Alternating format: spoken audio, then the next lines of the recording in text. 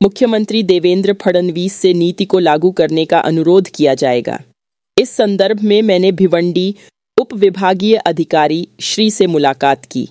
Amit snuff से आज मुलाकात की और एक बयान प्रस्तुत किया। इस अवसर पर कुछ भूमिपुत्र किसान भी उपस्थित थे। भिवंडी के ग्रामीण क्षेत्रों में अधिकांश गोदाम ग्राम पंचायत 206 के स्वामित्व में हैं।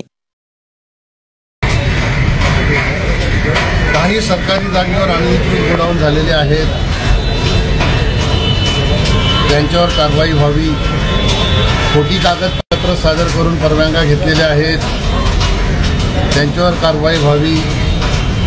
अशा प्रकारचे प्रश्न किंवा लक्षवेधी विधानसभेमध्ये मांडून, त्याचबरोबर काही आगीचं प्रमाण गोडाऊनमध्ये खूप वाढलेलं आहे आणि अनधिकृत गोडाऊन आहेत म्हणून आगीचं प्रमाण जास्त वाढलेलं आहे।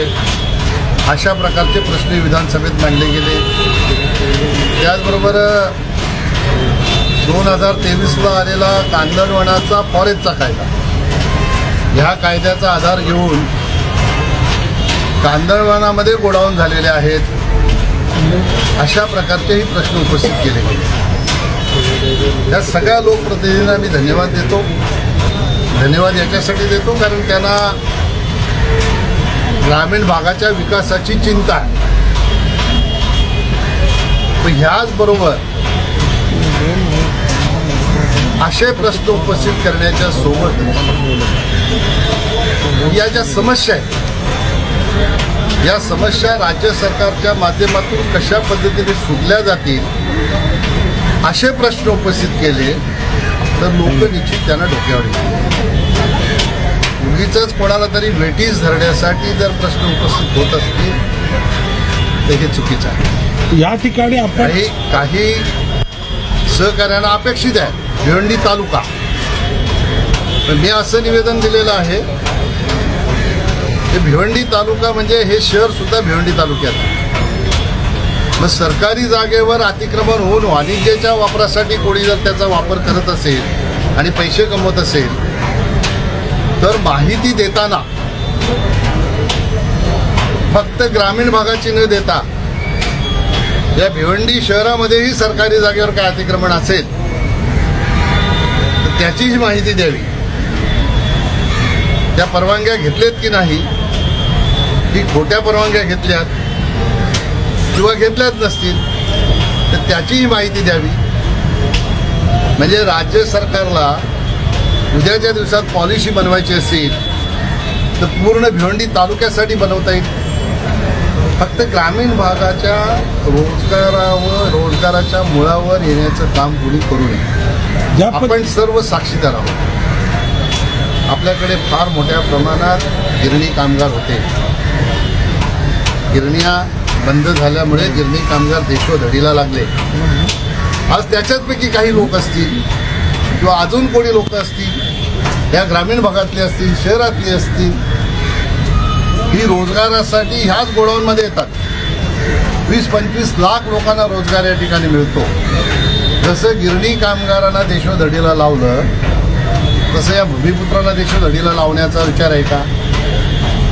असं जर असेल तर याच्यासारखं वाईट दुसरं काही नाही। आणि म्हणून आता वाढवण बंदर आलं, समृद्धी रोड आला, बडोदा एक्सप्रेस वे आला, तिकडनं विरार अलिबाग कॉरिडॉर येतो, बुलेट ट्रेन चाललेली आहे। ह्याच्यामुळे विकासाची ग्रोथ ही अजून झपाट्याने होणार। मग आपण विकासाकडे लक्ष देणं हे जास्त गरजेचं आहे। आणि हा सगळा मुंबई लगतचा पट्टा हा विकासाच्या दृष्टिकोनातून पुढे कसा जाईल ह्याचा विचार होण्याची आवश्यकता आहे। आणि म्हणून विधान परिषदेमध्ये प्रश्न उपस्थित झाला असताना या राज्याचे सन्माननीय मुख्यमंत्री देवेंद्र फडणवीस साहेब यांनी त्या ठिकाणी वक्तव्य केलं की गोडाऊन हे अतिशय गरजेची गोष्ट आहे।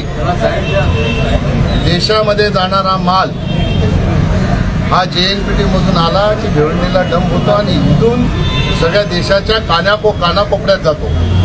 ही व्यवस्था जर कोलमडून पडली तर देशात कुठेही गरजेच्या वस्तू वेळेवर पोहोचू शकणार नाही। म्हणून गोडाऊन आवश्यक आहेत। अशा प्रकारच्या अशा प्रकारची माहिती मुख्यमंत्र्यांनी विधान परिषदेमध्ये दिली आणि त्यांनी सुतवाचीही केलं.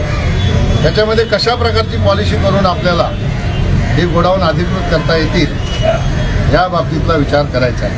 मला आपल्या माध्यमातून समस्त लोकप्रतिनिधींना सुचवायचं आहे, त्याच्यामध्ये मीही आलो. असा अधिवेशन काळात प्रश्न उपस्थित करायचे, ब्लॅकमेलिंग करायचं, बिल्डर लोकांना ब्लॅकमेल करायचं, हे बंद करा. विकास झाला पाहिजे. त्याच्यापेक्षा या ठिकाणी अनधिकृत कामं कशी होणार नाही याच्यासाठी प्रयत्न करा. त्याच्यासाठी काही पॉलिसी आणता येईल का, हे प्रश्न विधानसभेत उपस्थित करा. ते जर उपस्थित केलं तर निश्चितपणाने सगळेच लोक त्यांना दुवा देतील. म्हणून ह्या सगळ्या गोष्टींचा सारासार विचार करत असताना आमच्या निदर्शनात ज्या गोष्टी आल्या, लोकांच्या रोजगारावर गदा येऊ नये याच्यासाठी सगळ्यांनी एकत्र येऊन जनतेची हिताची पॉलिसी करण्याची आवश्यकता आहे. म्हणून मी सन्माननीय मुख्यमंत्र्यांना या बाबतीत निवेदन देणार आहे.